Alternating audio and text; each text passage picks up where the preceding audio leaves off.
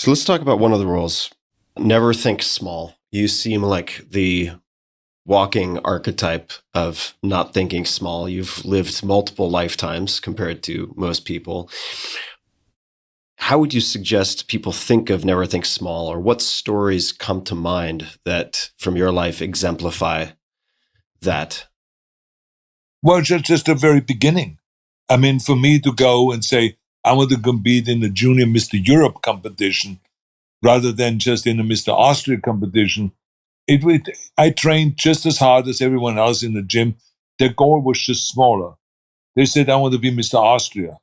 And I said, I want to be Mr. Europe. So I'm going to start with Mr. Junior Mr. Europe, the best built man of Europe. I'm going to go to this competition. And I was thinking bigger. And I was training as hard as they were. Everything was the same. But then when I won that competition, because I had a very clear vision, that's what I want to win, that immediately launched me into getting a job to become a trainer in Munich in a bodybuilding gymnasium. Now imagine how in heaven is that? You're a young bodybuilder, you're 18 years old, you just won your first international competition, you win some local competitions in Austria, you win some powerlifting competitions, some weightlifting competitions, but now you're junior Mr. Europe and you have this trophy. And now you're getting a job to train in the second biggest gym in Munich. So that was like absolute heaven. So with 19, I started training, become the trainer in the gym. So now I had the opportunity to train day and night. When I wake up, because I was sleeping in the gym, I was waking up and I was training. I was taking a nap in the afternoon. I was training.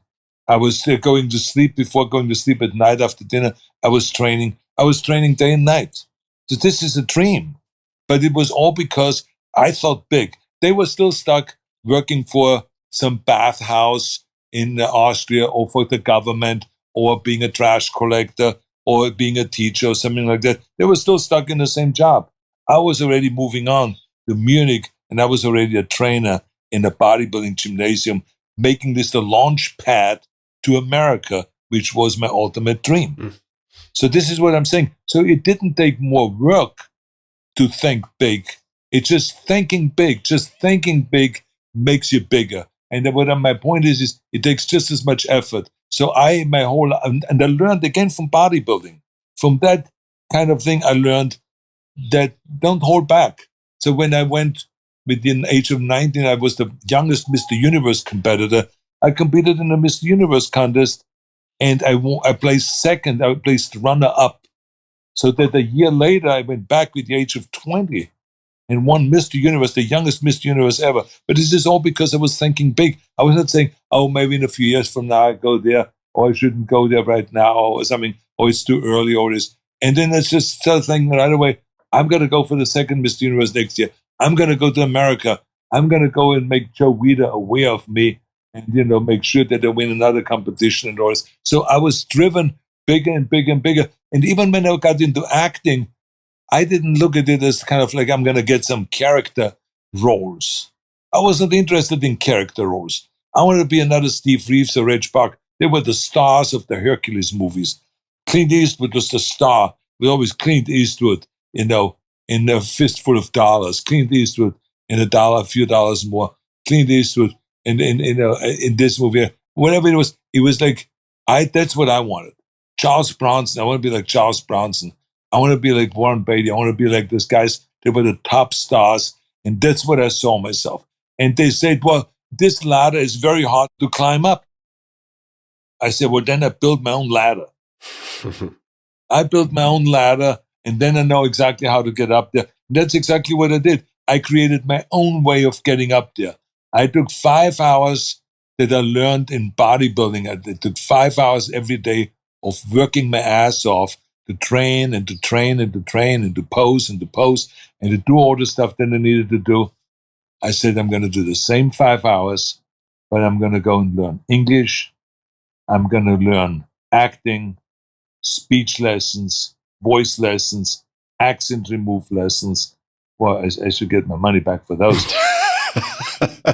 But in any case, I took all of those lessons 1 hour every day, and I was grinding it out.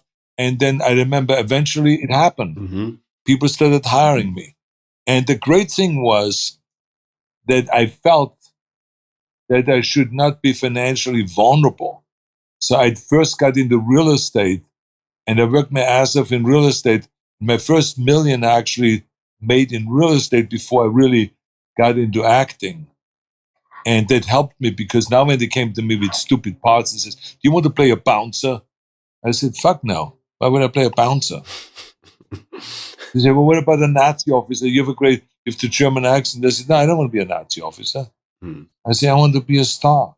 I want to be a leading man. I want to get rich and famous." Just like Clint Eastwood, like Charles Bronson. And they said, "You're crazy.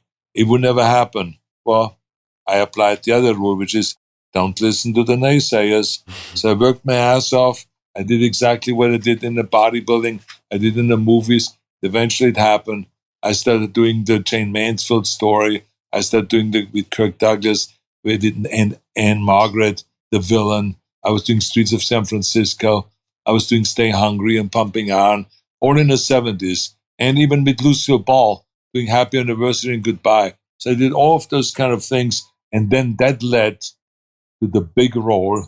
And now I've arrived, starring role in Conan the Barbarian. Mm-hmm.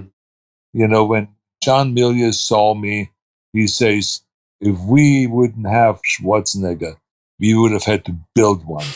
So all of a sudden, the body Mm-hmm. that everyone said would never, ever become famous in the movies because the movies, no one is seeing muscle movies anymore. All of the opposite came true. My accent became very welcome. When they did Terminator, they loved the German accent. They were Jim Cameron called Schwarzenegger is talking like a machine. That's why it worked, like the Terminator. You know, so Yeah. things like that. So all of a sudden, the things that they said would never make it in Hollywood, you know, the accent, the name, the body, all of those things became big pluses, and it made it. So that's my own ladder that I built. Mm-hmm. That's why it's important. You know, don't just worry about climbing a ladder that someone else has built. No, build your own ladder. You know, just don't wait for anyone else. So that's what I did.